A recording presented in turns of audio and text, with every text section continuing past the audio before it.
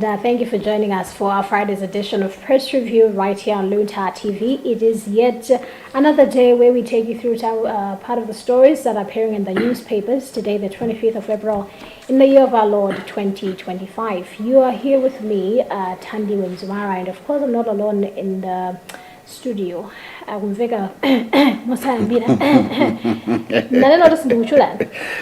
Yeah, it's someone day No, it's a Father's Day, Joyamba. And it's all art for. Father's Day, Friday. The minute was having her Pomojabano, would I go to Iran would be Sitonega guy, but it's Rogica Zambidi, weekend in a Moses Maga and Delanga Zina, in Umafuno Mujambana dinner way. Moon in an angoda, but wouldn't that the children in Zina again and also Madame. In a disanvega mawanga mawa vega o vega khalia ino sarianga sijonjo uri muntu ujiga gutsa amajina urepero kandi ufu chikakudinya gariwe ukudinya sicho gutsa mwana chimejo chayima pantima wambire chimango ndibatsabe mafunso kuti anyamata ambiri pamodzi pano akangati mwatu manchito ambiri aitamagira kukhoti mwandu kutani kukhotewo kukhoti kotolero kuli busy zionetsa kuti kuli makesi angapo koma maka ifiriro mauno zikone kuti kuli kesi imene ya gangata sana waso kuli kesi yapo ino. Oh yes. Kuli zulo inalipereka? Yeah, izo inachitika. Okay. Koma no ma defense lawyers kapena kuti maloya amene akuimira kuganizidwayo anapempha kuti muntulutsekaye pabelo chifukwa boma linanena kuti sinemalize kafukufuku wake apatsidwe masiku 5 kuti imalize kafukufuku. Nde mbali ya oimira organizidwa ananena kuti ndemuganiza kuti 5 days yonse munthu akhale mukunsunga mechitokosi. Yes. Mutulutseni.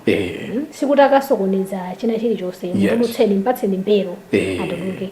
Ndeno ajaji ananena kuti mawa meaning today ndimene akapereke ganizo lawo kapena kuti chigamulo chawo uri apatsidwe belo kapena so lero pali mwayo pali tisati mwayi pali kuthekera kuti akhoza kutulutsira pa belo kapena okay yeah wabande kuli busy ndi kukhoteko kuli busy amongst so many other things that are happening in the country. I see. I think makutu athu maso athu ndotsekula makutu athu ufuna kumvetsera ndithu kuti what is going on. And pali sonkhani yonena kuti there's a press briefing imene wena uchitika Minister of Health now uno yokhudzana ndi mpox. Matenda mpox. Yes. It's going to I think unduna zomoyo ufuna utatipatsa update. Yes. Kulichitikani chane. Yes. There's even a story by front page nation ya papa kuti suspected mpox cases reach 91. January the last time I checked analipo 4. Today pofika tikozonena kuti pofika dzulo. Kuba nkhani tikozonena kuti pofika dzulo. Makesiwa. Afika 91. As anyway, we are going to understand the nitty-gritties. Yes. Komano, according to story many because I also even chart ya papa chone so kuti magesi wo ali kuti kumene kuli ma story magesi angati and mukuona kwanga magesi ochuluka ali ku Blantyre. Okay. 25. Kena kukuli ongo kuno 21. Yes. Kena kuno mwina mundimongo chita ngati mungawana. So zochitika ndi zambiri ndipo tulowera ku weekend komanso tudziwa kutera kuti maso ali ku Vatican mawa loweruka thupi lake lili ku St. Peter Square. Analitulutsa kuti anthu ndithu akhale ndi mpata umakaona. Moti ndithu anthu umapita umakayo kumaona kuona nkhope kuno timati kuona nkhope mawa ndi limene kukhale mwambo wa maliro komanso kuyika thupi lake akayikidwa kumene ku St. Mary Major ndithu. And apart from that kuti paluntha pano tidzakhala kuonetsa mwambo wa maliro komanso mwambo woyika malirowo. Kenako tidzathamangiranso ku Maula Cathedral kumene kumalayo kwathu konkunonso tikhala ndi misa maka kulongwa diocese yo maka pachizunga kumati for the repose of the soul of Pope Francis. Mwina mushishewa chongobwerekera tikhozonena kuti kukhanga likuperekeza mzimu wa Papa Francisco komanso kupempherera mzimu wawo kuti use mumtendere komanso kuti ambuye aulandire. So that's tomorrow. That is tomorrow. Tukoloko masana. Yes. Izimene zotso tizakhala ndithu tikuonetsa pakanema imene ya Luntha. Beautiful. Ndithu. timatero kuti ayi mutipatse chithunzithunzi cha nkhani zonsezi tisanalowe m'mapepala zambiri nkhani zine takambazi zili mmenemo. So can you take us on the front page of the Nation? Okay, front page of the Nation, there's a headline here reads party primaries turn ugly.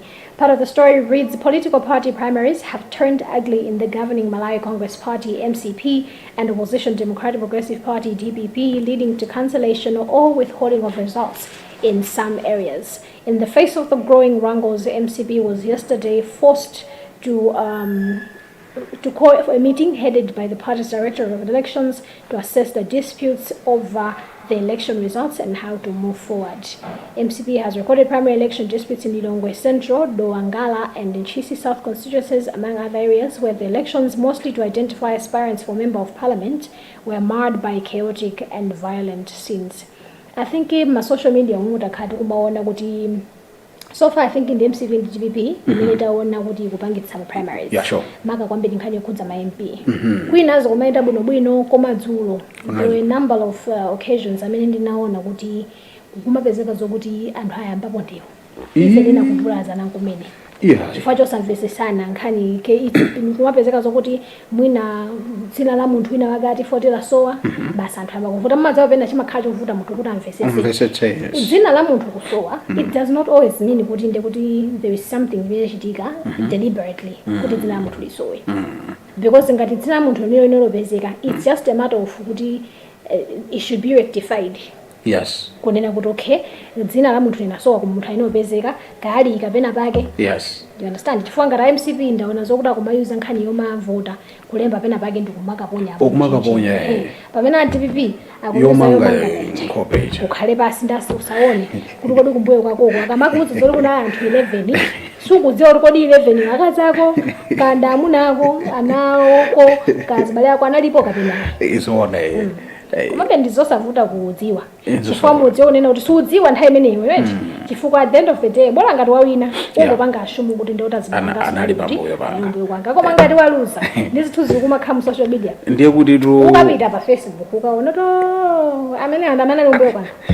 Naona ichi zinadake munthu kungokhala yekha chonchi kuti kumbuyo munthu mmodzi yekha. Pali chilungamo kwa. Koma ndiye kuti wina But why? Let's see you and me here. Atimanga nkhope. Chituzi uli muli nacho njotani pano kumbali yanga mbali yanga. No, inenkoso chita bwino. Inenkoso chita bwino. Mwaonatu. I see. No, the Daily Times yalivankani. Front page akuti Tanzania bans Malawi produce. Mugwitsa tena nkani. Chifukwa chonena kuti Tanzania yo poyamba idapereka ultimatum. Inanena kuti kuyambira pa 23 April. Tikhale mukapanda kusintha pa chifukwa pa janduna yoona za malonda. Minister of Trade and Industry. Amene wavira mbiko mumba. Anapereka tikati import ban. Okay. Chiletso choti amalawi tisamabweretse katundu wakunja Malawi muno maka katundu yemwe ife kumalawi kunoso timapanga. Yes. Ngati zili zakumunda zimene ifenso timalima. Yes. Tisazitenge kwina kumadzagulitsa kuno. Mwachitsanzo tinene kuti ikanthochi. Tikuno anthu kuno timalima nthochi. Timalima nthochi. Mwachitsanzo mpunga kuno anthu timalima mpunga. Yes. Chimanga kuno timalima just for example. Ndekena kuti peseke kuti tutenga sakunja ndikumabwisa kuti kuno zakulitsa.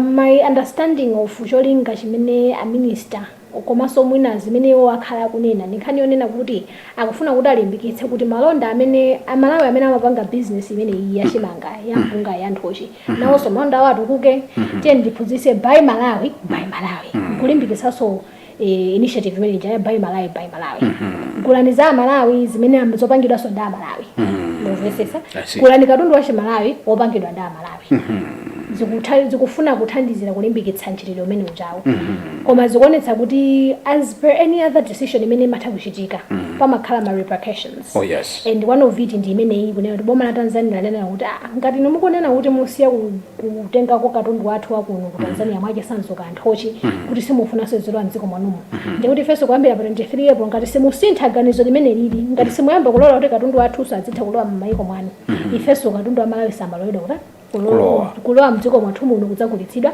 achita kunenanso kuti salola kuti even dziko la Tanzania ligwiritsidwe ntchito ngati njira yongodutsira katundu opita maiko ena kutengera ndi chikalata chawo chimene chatuluka dzulo kuti even katunduyo amene akhale kuti akuchokera m'mayiko muno mwina samufuna kugulitsa Tanzania mwina mufuna kungodutsa mwachitsanzo sito zoti Tanzania imakatulukira kuti kwenikweni but just for example kuti mwina amakatulukira Uganda eni njira mwina yodutsa ndiye Uganda akana kuti even dziko la Tanzania silikhala njira yoti mugwiritse ntchito ngati nsewu ngatanena kuti import ban even kuti mukufuka kugulitsa katundu ku Tanzania mukungofuna kudutsa naye kuti mukupita naye ku dziko lina nina kuti zimenezo ojuba nganawo tsono posachedwa pasimena boma la Malawi linati ligula chimanga kumeneko kubwera ku Malawi kuno kuti lithandizire mavuto amene tili nawo fertilizer ndi kuti basi pamene papa ndisindikudziwa the nitty-gritties chifukwa chonena kuti you have to also look at the fact that this is about katundu opangidwa m'Malawi muno ngati imene ndafotokozera mukuti zakumunda ngati nthochi kuno tinazo kodi timakafuna sukali wa ku Tanzania chifukwa chani pali issues to do with peanut butter is also one of the products that was there kodi kumakampani athu akwathu kuno ku Malawi kuti Arabs amapanga peanut butter chifukwa chani tofuna tikatengewa Zambia now a minister of trade akhala kunena kuti akungomva nkhanizi kuti zili moteromo kudzera mu social media zikoneso kuti boma la Tanzania silinabwere kwa iwo kunena kuti ife tipanga zakuti they said kuti iwo communication imene yakhalapo yolingana ndi nkhani ngati zimenezi has been with Zambia I think ndi mabungo ena okhudzana ndi za trade mu Africa muno komano even till date ngakhala Tanzania apanga ban the government kapena the Ministry of Trade still says akumvera pa social media. No, it seems they have not been approached. What is it that government is going to do? Because at the end of the day, there still needs to be some agreement. Fabali katundu ina mene femuna Malawi timadaliro ochokera ku Tanzania timatichani zosiyana amene so iwo also pali katundu ina ngakhale also tikhozota akwiya popanga retaliate like that but at the end of the day anthufe we still depend on one another. Very much. We are waiting on government kuti kodi is it that alikirabe kuti government ya Tanzania ibwere personally komanso is the government of Tanzania actually going to come personally that's kapena zitengera kuti boma akatumiza for example matraki kuti katundu uyu nthochize tatengani olo nthochizo mwina ayi katundu tapitisani mupange export kenako akaibhidwe phone ali pa ucheni pa border yo kalowa mu Tanzania kuti akuletsa atu kudutsa ngati njira government I think should quickly it's a problem. It's a problem. Timva. Well, but there are times a story many DPP the takes alliance terms APM will lead any alliance according to DPP. DPP is I think it's an anti-meaning around on social media. Mukito, amenali depository director of elections to DPP. And she drank at the show Bentura. Hanionina kuti chipani cha DPP. She in alliance talks with Zibani Zingabo. Yeah, we heard that. Alliance talks in the kuti ngwirizano. One na kuti atsaimire limodzi. And the ananena kuti Zibani Zingabo so izo chipani chimodzi. Yeah. Now, I think I will just be part of this. The DPP has declared that if it goes into an electoral alliance with any political party in the September 16th general election, its president, Peter Mutharika, will be the torchbearer. In a statement signed by spokesperson Shadrack Namalomba, the former governing party also dispelled suggestions that UTM party president Dalito Kabambe was poised to lead an alliance that will include DPP. Chilengezereni kuti alowa mu alliance ndi zipani zina kapena kukambirana nkhani ndi zipani zina kuti alowe mu alliance anthu akhala kumakhala mphekesera and even ndikumbukira kuti kodi linali Mandela lachiwiri Mr. Edward anabwera pana program ya chidzulo nkhani yake nali yomwe alliance amasaka malingaliro a anthu pamene amaganizo a anthu kunena kuti DPP anena kuti ufuna iwe mu alliance muganizira kuti kodi anthu anapereka maganizo awo ine ndikuona kuti kabambe atalamulira chani. So there has been speculations yonena kuti alliance yo ikashitika mwachisanzo pakati pa UTM ndi DPP akuti kabambe ndamene alamulire alliance amene akhale president atsogolera. Yes. Now pofuna kunena kuti kandimvelere anakanena zam'maluwa chipani cha DPP dzulo chatulutsa statement yotsutsa kuti ngati chipani chathu chilo yomwe alliance ndi chipani china chilichonse amene akhale mtsogoleri wa alliance imeneyoyo amene akakhale babaloti paper wa alliance imeneyoyo akakhala Professor Kapeta Mutharika. That's what they are saying. Kusenzera kuti kutsutsana ndi mphekesera zonse zija tsopano pajamati kutsutsa galungu kuzizokuwa zokodi mambo umene ugwiza ndi pamene pafanga one ngati ufuna ushayineti ndi miyambe unaona ngati mwambe usubwirizana kutsutsa galungu kumba sikugwizana miyambe yakugayani koma kuti of course ndafusida malawi kuti kukumba galu inenso ndiye chicho chimakuvuta ine ngati ntumbuko mweto kuposana taganiza musanditsutse zoona kuti munditsutse neta kumbani ndikumbeti. So I wanted just quickly to ask you ngakhale ndozandale simuzisata mulingati ndemwe kodi zimene ayankhula anamalombazi akutsutsana ndi amkhito kapena akupanga preempt zinthu? No, he's not, because what you should know is that Amukito, who, by the way, just to consent, director of elections, but he's the Secretary General of DPP, Amukito. Yeah. What he said was, Jibanija DPP is in alliance talks with other parties. I don't think he even said anything. Kunena kuti ayako mashivani chimetu yangu hanacho ndichi. Of course, apa pakonena kuti Mukito was also on record to told a rally in Kasungu that the party was engaged in electoral alliance talks with several parties, including UTM. What he did not say was kunena kuti, he only said we are in alliance talks. Even if he mentioned to say, for example, in alliance talks, because for no possibility, the UTM afford, of which it's also written here. Meanwhile, our fourth president Enovichana has confirmed that talks with the DPP were underway. So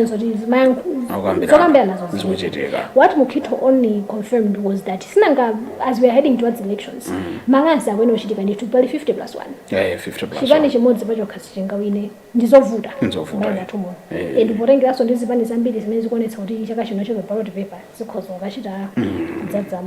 much true. So they are just confirming former these questions have been there. I think Malawan baby have been curious. Good is Banga Alliance in the city. So far, this Bani follows Okas Nabanga confirm alliance. There's People's Party, there's Mafundo Party, there's Freedom Party, there's People's Development Party. That is Dr. Joyce Banda. Akondwani na Nkhumwa akhumbo kachale ndi I do not want to put into sokoneze zinalo ndi chipani chinacho amene unda amafunde. So that is one alliance that we know so far. Komano the other parties many people are curious about koda wanga alliance mtani. You understand? Because that is also going to help shape people's idea or decisions to say, okay, alliance in there and Sangalas. Or why not just go Sangalas? Now, what Mukito did was to just confirm that the DPP is also thinking of going into an alliance with other parties. Namalomba, all he did was, as much as DPP is also wanting to go into alliances, but one thing you should know is that it does not mean kuti sinanga after Mukito said the DPP banga alliance and hanabwera kuyamba phekesera mebaja kuti alliance yo afuna apange ndi UTM koma akapanga ndi UTM yo akabambe ndamene atsogolere. Now anamalomba ngati no neneri wa chipani cha DPP komanso neneri wapita Mutharika. He has come forward kuza kwacha those mphekeserazi kunena kuti ngati tikupanga alliance sio sakutsutsa kuti sakupanga alliance DPP. He's still confirming kuti alliance yo ichitika yes. Koma alliance yo semene ichitikeyo it's going to be led by Professor Kapeta Mutharika. So Sudan twakutsutsa zoka.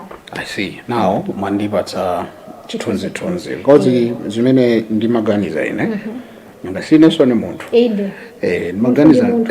maganiza ngati kuti mwina tikanadikira alliance yo akamaliza ndi atululire kuti otsogola ndi amuthalika koma kuneneratu pano komanso ndinkhani kuti I think isinganene kuti sikuti people are also sitinganene kuti it's just speculations ndi mwina ma hopes anthu kuti bwanji atatsogolera ndi that is the thing kuti it's not just kuti people are assuming kuti akhozokhoda atsogoleri ndi right now they are just expressing their hopes kuti koma atatsogolera uyu sakendanena kuti program yathu ya lachiwiri la chidzulo there were a lot of opinions that people gave and even some of those opinions also gave the same assumption, but then a hope, expressed the same hope when anybody other togolera kabambe. Understand? I do. Koma nosina nganthawi zambiri whatever people say. Imabanga shape ukaganisideka anthu. There are some people who actually believe Didi atamva. They were really believing kuti ayute mu DDB ali bangwirizana. Yes. And then amaganizira kuti zingwirizano wachitika kale ndata kutsogolera ndida kabambe. So I believe the statement here chokera ku DDB was just trying to kufotokoza njunjunju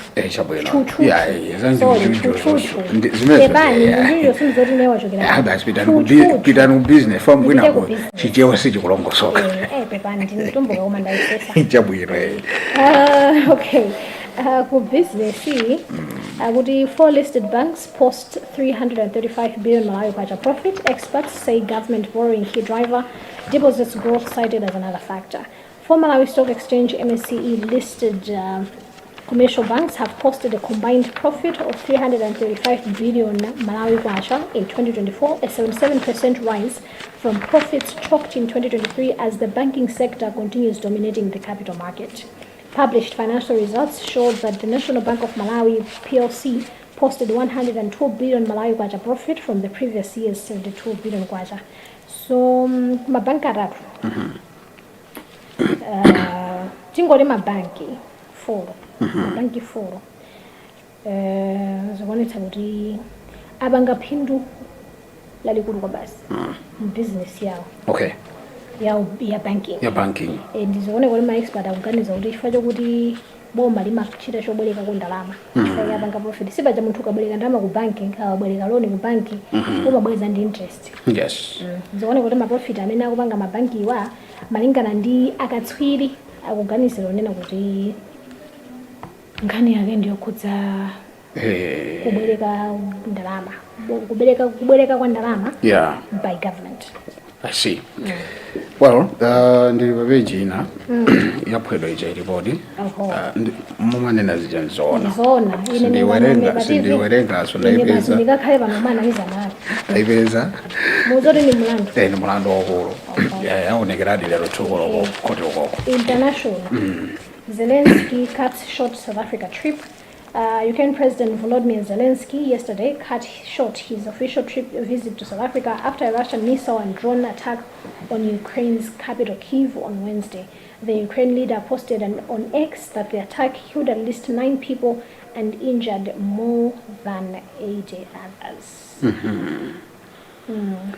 Ukraine, this region and this Russia is still ongoing. This is Kondo Simangamuchi. Kondo Simangamuchi Mangono Chitika. Inamba Mangamuchi. Mapasula. The back page,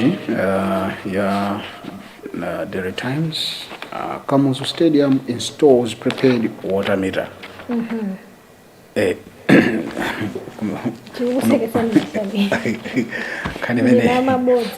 Water meter ya bulibedi ndipo veneno tuwondera lero kuti kukamu stadium aikamita it's news ya nana banali mvuto lina like welengani kaye mu message page meje chini disangala video tango tuzani awo abala witi amasanda witango gula werenge at 0 out of 3 Malawi 1 Morocco 1 Malawi 0 Ghana 3 Malawi 0 Malawi out after losing all 3 matches at CAF schools tourney. That is sad.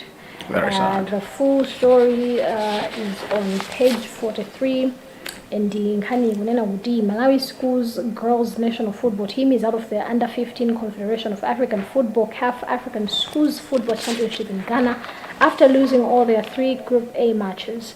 This follows the team's back-to-back losses in Group A to Morocco and Ghana yesterday at University of Ghana Stadium.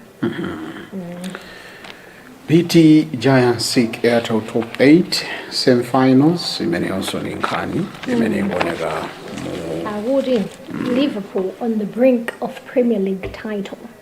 Oh. Liverpool are on the brink of winning the Okay, Premier so League title. Monyada bwana.